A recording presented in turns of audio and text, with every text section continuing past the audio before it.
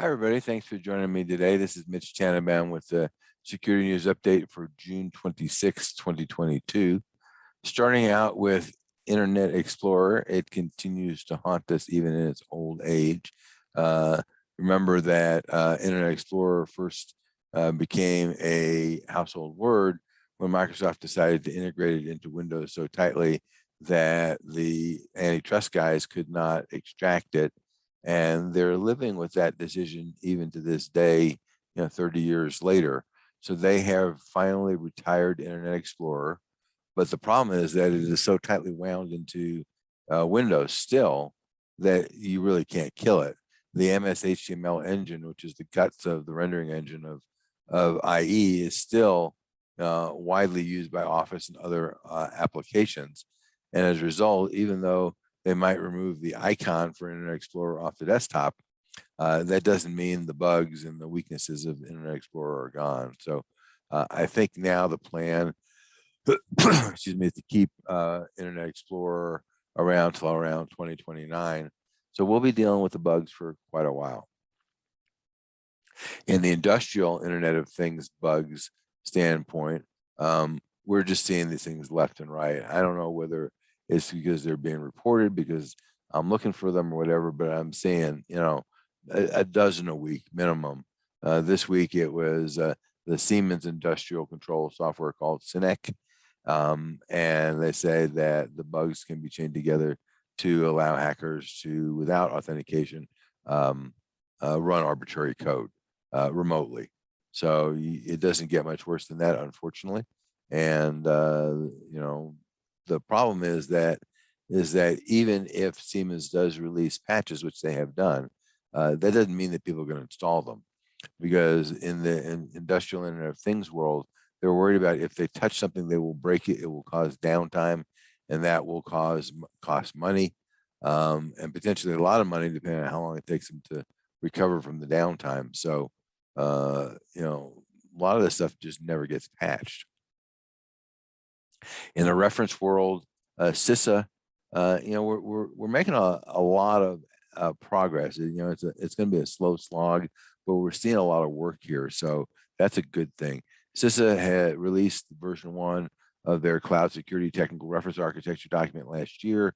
They got a bunch of feedback from people. They just now released version 2 of it, and even though this is geared, like mandatory kind of geared towards the government, it's still applicable to private sector, and talks about all the different cloud platforms, whether it's infrastructure or software or whatever, and multi-cloud. So it's good read. It's not that long. It's about 70 pages, including all the boilerplate. So I recommend people read that.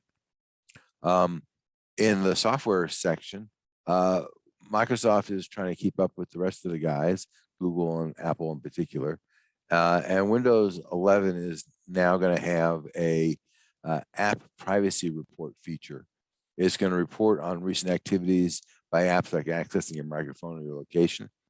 And you'll be at that point, you'll be able to figure out whether apps are spying on you, basically. So that's kind of cool. It'll give you the date and time of the last access. In the patch world, we're seeing Python now being in the crosshairs, and they have found multiple Python libraries that have backdoors in them that are stealing AWS credentials, the secrets and the keys, and sending them to servers in other countries that we are not terribly friendly with. So this is part of that whole supply chain risk thing, and you use Python libraries or any other kind of library. Python is just an example. They just happen to be in the limelight right now. But I mean, this is the supply chain issue, and if you don't have a good supply chain program, then you should contact us and we'll help you get there, because this problem is not going away, period. It's just not going away. In the legal process, eventually catches up with the bad guys department. You may remember, I think in 2019, a former Amazon employee who had been working on the Capital One account kind of sort of hacked Capital One. I wouldn't call it a hack. I mean, it's kind of like, if Capital One leaves the barn door propped open and the ex-Amazon employee walks through the barn door into the barn, is that a hack? Not really. It did not require a lot of skill. It required that she was aware of this. Of course, she had a blabber about it because that's sometimes what amateur hackers do. And they caught her as a result of that. In the meantime, Capital One reached a $190 million settlement and with some of the attorneys general, and was fined $80 million by the feds. And this lady will be sentenced this fall. But ultimately this is Capital One's fault. So yeah, she did that. She walked through the open door, but not her fault. I mean, she shouldn't have done that. Clearly she shouldn't have done that. In the breach department, the Quebec court approves a $200 million settlement. That's 200 million Canadian for the Desjardins Bank breach. This is the largest financial services breach settlement in the history of Canada. And I think, we're starting to see these regulators saying enough is enough. They said there were a series of, I like this euphemism, technological and administrative gaps. I mean, they didn't have a freaking security program, or at least not one that worked.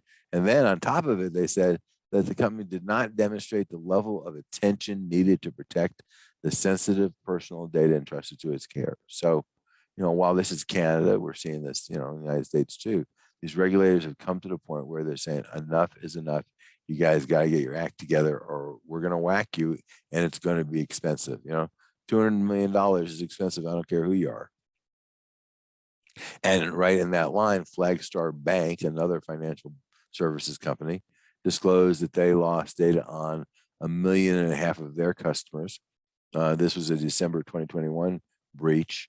And this information, this particular case, we found out not because Flagstar was forthcoming about this, but they had to file a report with the Maine Attorney General. And we're seeing a lot of stuff. The Maine Attorney General has been good about posting things. So a lot of times we can go there and find out things that we haven't heard from other places. Flagstar did not detect that the bad guys were in there for 7 months. That's definitely not going to bode well for them with the financial regulators when it comes to the fine department. We've seen other guys detect breaches in anywhere from a week to a couple of weeks. In fact, the next one is 5 days. These guys didn't detect it for 7 months. So that's not good for Flagstar, and we shall see what the regulators do. Continuing in the breach department, the Yuma Regional Medical Center in Arizona sent letters to 700,000 patients. They said the hackers had access to the system just for 5 days. This is not 7 months, this is 5 days. And they had access to health insurance and medical and personal information. And they got away in 5 days with information on 700,000 people. Now, my guess is that Yuma Regional Medical Center really has no clue what was taken. So unfortunately, they're in this boat where they have to go off and just fess up to everything and let it get sorted out in court. But 5 days.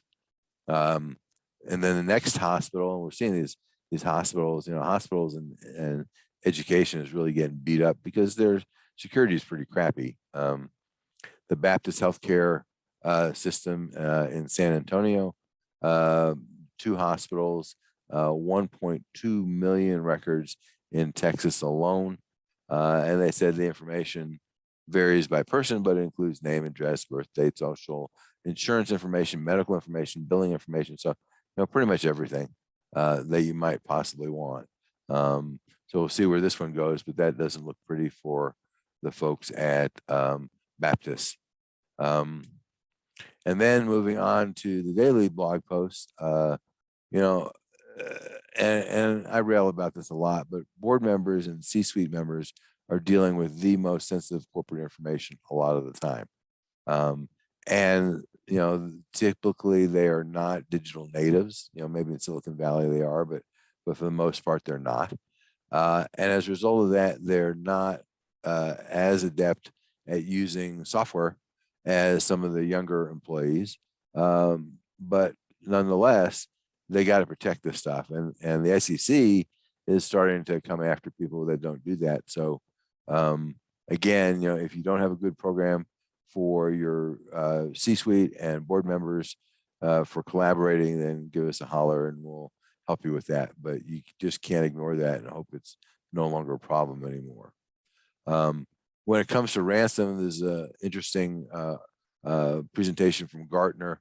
I mean, they basically say, the same thing the FBI has said, which is that paying ransom is a business decision. It is a business decision, but there's some downside ramifications to that, and one of them is that people who get hit by ransomware once often get hit by ransomware multiple times and sometimes a number of times, and the effect of that is, I guess you could just keep paying the ransom, or you could go off and up your game and deal with your security program, and you can have a good business continuity and disaster recovery program.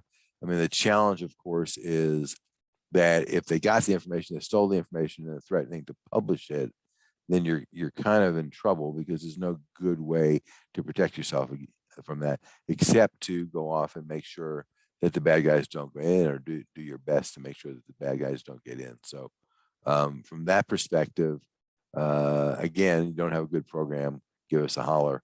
We'll help you with that. Here's an interesting one, which I had not heard before, but I think it makes a lot of sense to me, which is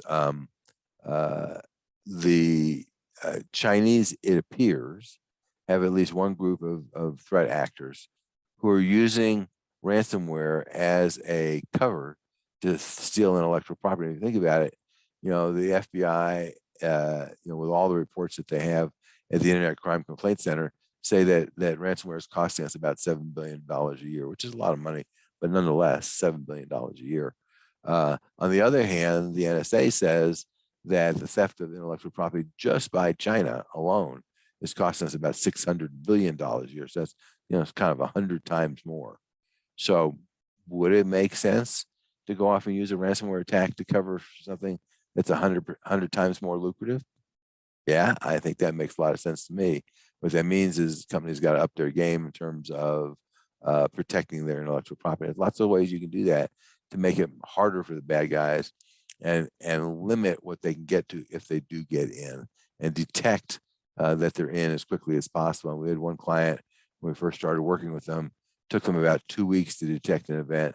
And the last event that we worked with them on, it took them about 2 hours from when it happened to when it was fully remediated. And that takes some work, that takes some effort on the part of the company, but that's a huge win from reducing the impact of things. And then in the security news bites, there is kind of funny, treading on politics, because hackers are nothing if not marketeers. They are selling stolen credit cards, and they're calling it Biden cash. It has nothing to do with Biden, but it's catchy, right? And so if you want some stolen credit cards, these guys were giving away credit cards last week as a promo. They're not giving them away anymore, but they're selling them in some cases for as little as 15 cents a record. So for what that's worth. TikTok has been on our hit list for quite a while. They have, we've been complaining about the Chinese government having access to the data. It now appears, based on leaked audio tapes of meetings, that yea, verily, the Chinese have had access to the data, even though they've been pretending that they haven't. And their response to all this was, well, the data is stored on American servers at Oracle, which is probably true. But what does that have to do with whether the Chinese government has access to the data or not? There's this thing called the internet, and it allows you to get to data at one part of the world, even if you're at a different part of the world. Next, the UK government has approved the extradition of Julian Assange on spying. There are still a bunch of appeals that are available to him, which I am sure he will take, although I don't know that he's terribly happy with the jail that he's in the UK. So that may cut things short a little bit, but at least at this point, we're one step closer to him being extradited to the United States. Next, the GAO, and this is a big problem. The GAO is worried about cyber insurance for major attacks. There is something called TRIA, the Terrorist Risk Insurance Program, actually TRIA stands for the Terrorist Risk Insurance Act, and then the TRIP is the program behind that. But what that does is it uses the government as a backstop. But the way the wording in TRIA is written, it doesn't look like cyber acts, even if they are terroristic in nature, would be covered by TRIA.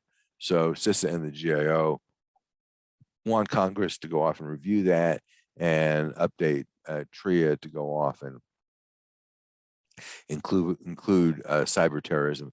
I mean, the problem is that the insurance companies, because they got to cover their butts, are excluding cyber terrorism. And so now you're in a situation where you get hit by a cyber attack. It is government sponsored, and neither your insurance nor the government's backstop insurance cover it. You are on your own, and your company may well go down the tubes depending on how bad the attack is. And finally, as I like to say, you shouldn't trust the blockchain with more than your lunch money. The feds, the Department of Defense, asked researchers to go off and review. And this is not about whether Bitcoin is good or you should get some ETH or whatever. This is about the whole issue is that this is a piece of software, and you're counting on the software to work. And we're seeing, one day it's $100 million hack, another day it's a $300 million hack, yet another day it's a $600 million hack. So the challenge here is that it's software, and it's not, you're counting on that these guys who are funded by venture capitalists who are trying to get to market quickly have thought of all the problems, and the odds of them having done that, I think, are pretty low. That's the reality of it. And maybe in 5, 10, 20 years we'll get better at it. But remember, Microsoft, Oracle, Google, Amazon, they've been patching stuff since the beginning of time, and every month they seem to have a whole raft of new bugs to patch. So I don't think the bugs are going away, and there is typically no insurance. In this most recent case of this week, $100 million breach in a cryptocurrency bridge product, they haven't said whether they're going to reimburse people or how they're going to reimburse people. And I think that's a real problem for the people that are counting on these things to be so-called secure. So that is all I have for today. Please check out the rest of our audio and video podcast on cybersecurity.us. And until next time, thanks for listening. Turnkey Cybersecurity and Privacy Solutions offers the complete cybersecurity program for small to medium-sized businesses. They include everything needed to secure your business and meet compliance requirements. Visit our website at turnkeycybersecurityandprivacysolutions.com to learn more.